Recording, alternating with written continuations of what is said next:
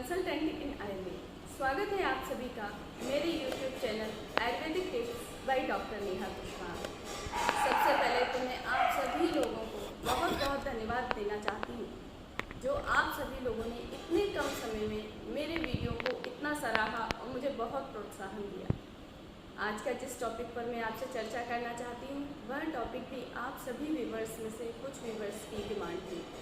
वे इस टॉपिक के ऊपर जानकारी प्राप्त करना चाह रहे थे। जी हाँ, टॉपिक है हाइपरटेंशन।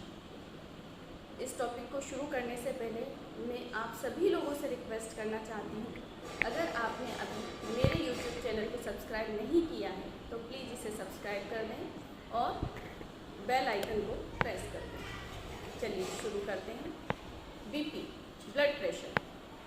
आप सभी लोग जब डॉक्टर के पास जाते हैं और ब्लड प्रेशर नपवाते हैं तो वो कुछ यूनिट्स बताता है आपको कि आपका बीपी 120/80, 110/70, जैसे आप कहते हैं ऊपर वाला बीपी और नीचे वाला बीपी।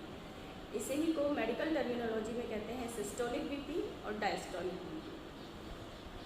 हाइपरटेंशन के बारे में जानने से पहले ज़रूरी है कि हम एक संक्षिप्त रूप में यह जानें कि यह सिस्टोलिक बीपी और डायस्टोलिक बीपी जनरेट कैसे होता है। आइए शुरू करते हैं इसके बारे में जानकारी देना।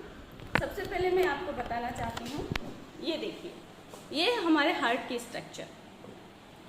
हार्ट में 4 चैम्बर होते हैं, 1, 2, 3, 4। ऊपर वाला पार्ट होता है, यह है राइट एट्रियम, यह है लेफ्ट एट्रियम। नीचे वाला राइट वेंट्रिकल और लेफ्ट वेंट्रिकल। हार्ट का जो लेफ्ट वाला पार्ट होता है इसमें प्योर ब्लड होता है। प्योर ब्लड मतलब जिस ब्लड में ऑक्सीजन का लेवल ज़्यादा हो।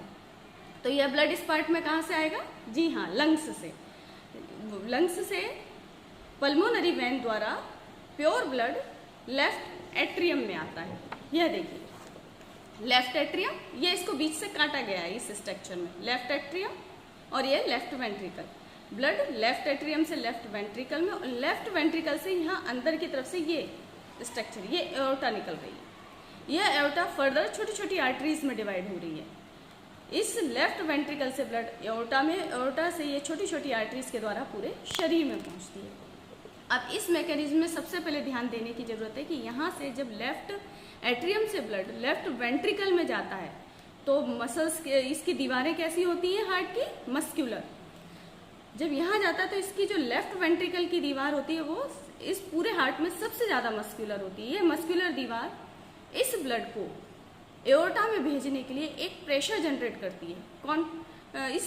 ये जो प्रेशर जनरेट होता है जिसके द्वारा ये ब्लड को एओर्टा में भेजती है, यह प्रेशर सिस्टोलिक बीपी कहलाता है। अब हम आगे आते हैं। जब ब्लड एओर्टा में आया, एओर्टा में की दीवारों में क्या होता है कि इलास्टिन लेमिली नाम की लेयर होती है। ये लेयर पूरे शरीर में सिर्फ एओर्टा में पाई जाती है। इसकी कैसी इसमें गुण होता है? जैसे इलास्टिक होती है जिसे खींचने पर छोड़ दिया जाए तो पुनः अपनी अवस्था में आ जाती है, ऐसे ही इस लेयर का गुण होता है। तो जब ब्लड इसमें आता है तो एओर्टा बाहर की तरफ डायलेट करती है, यानी फैल जाती है, और इसको अपनी पूर्व अवस्था में लाने के लिए इलास्टिक लेमिली वापस अंदर की तरफ रिकॉइल करती है। इसके फलस्वरूप जो प्रेशर जनरेट यहाँ पर होता है वह कहलाता है डायस्टोलिक प्रेशर। इस डायस्टोलिक प्रेशर के कारण ब्लड ये छोटी आर्टरीज में आता है, पूरे शरीर में चला जाता है। अब ये तो है नॉर्मल फिनोमिना। इसमें कहीं भी अगर रुकावट पैदा हुई, चाहे वह फिजियोलॉजिकली हो और चाहे पैथोलॉजिकली हो, यानी चाहे संरचना के कारण हो या किसी बीमारी के कारण हो, उस रुकावट को दूर करने के लिए हार्ट क्या करता है? बहुत तेजी से उस जगह पर ब्लड फेंकता है। उस तेजी से ब्लड फेंकने के लिए हार्ट को दबाव की ज़्यादा आवश्यकता होगी तो तेजी से दबाव डालता है। ये बढ़ा हुआ दबाव भी हाइपरटेंशन है। तो एक बहुत ही छोटे रूप में मैंने आपको बताया हाइपरटेंशन कैसे जनरेट होता है। अब मैं आपको कुछ टिप्स बताऊंगी जिसको फॉलो करके आप जो इसके पेशेंट हैं वो इसको बीपी को कंट्रोल कर सकते हैं, और जिनको अभी यह प्रॉब्लम नहीं है वह स्वस्थ रह सकते हैं। शुरू करते हैं। सबसे पहले है योगा व प्राणायाम। मैं अपने हर वीडियो में आपको बताती हूँ कि जीवन में अगर स्वस्थ रहना है तो योगा व प्राणायाम को अपने जीवन का हिस्सा आपको बनाना ही पड़ेगा। हाई बीपी के लिए प्राणायाम में आप लोग कपालभाति, अनुलोम विलोम, भ्रामरी, उद्वीग यानी उच्चारण। इससे ब्लड फ्लो तेज होता है, जिससे कि कोई रुकावट होगी तो वह खत्म होती है। इसके अलावा शलभासन, पवन मुक्तासन, योग निद्रा, वज्रासन, इन सभी आसन व प्राणायाम का उपयोग हार्ट पेशेंट या हाई बीपी वाले लोग कर सकते हैं। दूसरा है एंटीऑक्सीडेंट का प्रयोग। एंटीऑक्सीडेंट कई द्रव्य होते हैं जिनके प्रयोग से आप बीपी को कंट्रोल रखने में मदद मिलती है। सबसे पहला है अर्जुन। अर्जुन एक बहुत ही प्रचलित द्रव्य है जिसके बारे में अधिकांश लोग जानते हैं। अर्जुन के पेड़ की जो छाल होती है उसमें टैनिस और एल्केलॉइड्स पाए जाते हैं जो इसकी एंटीऑक्सीडेंट पावर को बढ़ा देते हैं। इसका क्या कार्य होता है? इसकी वजह से यह जो प्लेग जमा होता है यानी जो रुकावट आती है आर्टरीज में, उसको दूर करने का कार्य करता है और साथ ही ब्लड वेसल्स की हार्डनिंग को यह रोकता है। अर्जुन को आप अर्जुन क्षीर यानी दूध के साथ में प्रयोग में ले सकते हैं, इसकी खीर बनाकर, या अर्जुन का पाउडर भी उपयोग में आता है, या अर्जुन अरिष्ट नाम से बाजार में एक औषध उपलब्ध है, आप उसको प्रयोग कर सकते हैं। दूसरा द्रव्य है लहसुन में पाए जाने वाले सल्फर कंपाउंड्स शरीर में वैस्कुलर गैसोट्रांसमीटर हाइड्रोजन सल्फाइड के प्रोडक्शन को बढ़ा देते हैं, जिसकी वजह से यह एंडोथेलियन नाइट्रिक ऑक्साइड को कंट्रोल करता है, उसकी वृद्धि करता है। नाइट्रिक ऑक्साइड क्या कार्य करता है? वैसोडाइलेशन का। ये वही कार्य करता है जो एलोपैथी में नाइट्रेट्स करते हैं। इसमें पाए जाने वाले सल्फर कंपाउंड्स की वजह से लहसुन का प्रयोग anti cancerous, anti bacterial, anti fungal, anti diabetic बहुत सारी बीमारियों में किया जा रहा है।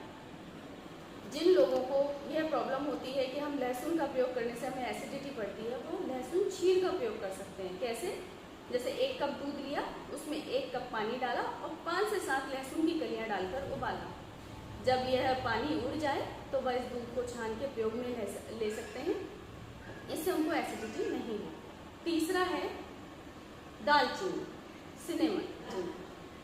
दालचीनी में पाए जाने वाले जो तत्व होते हैं उसकी वजह से एक रिसर्च हुई है अभी यूएस में, और एक पेपर वहाँ पर पब्लिश हुआ है।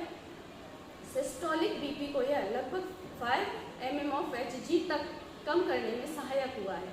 दालचीनी बहुत अच्छी एंटीऑक्सीडेंट के कारण ये डायबिटीज़ में भी इसका प्रयोग आजकल किया जा रहा है। दालचीनी को आप सुबह खाली पेट गर्म पानी और शहद के साथ उपयोग में ले सकते हैं। इनके अलावा चौथा है चुकंदर। चुकंदर एक बहुत बढ़िया एंटीऑक्सीडेंट है और इसमें नाइट्रेट से भरपूर है। ये शरीर में जाकर ऑक्सीजन के साथ मिलकर नाइट्रिक ऑक्साइड बनाता है, जो नाइट्रिक ऑक्साइड वैसोडाइलेशन का कार्य करता है और रक्त वाहिकाओं को खोलता है। इन सब के अलावा मैं आपको यह कहना चाहती हूँ, आप अपने खाने में अजवाइन व मेथी का प्रयोग अवश्य करें, क्योंकि आयुर्वेद ये मानता है कोई भी ब्लॉक हो वो आम के कारण बनता है। जब अजवाइन और मेथी आमाशय में पहुँचते हैं तो अगर आपका आहार रस का पाचन अच्छे से नहीं हो रहा है, आहार रस अपक्व बन रहा है, जिससे कि आम जनरेट हो रहा है, तो वह उस आम का पाचन आमाशय में ही कर देता है, जिससे कि वह आम ब्लड वेसल्स के जरिए रक्त वाहिकाओं में या धमनियों में नहीं पहुंच पाता और वहाँ ब्लॉक उत्पन्न नहीं कर पाता। इसी तरह से एक नींबू का प्रयोग है।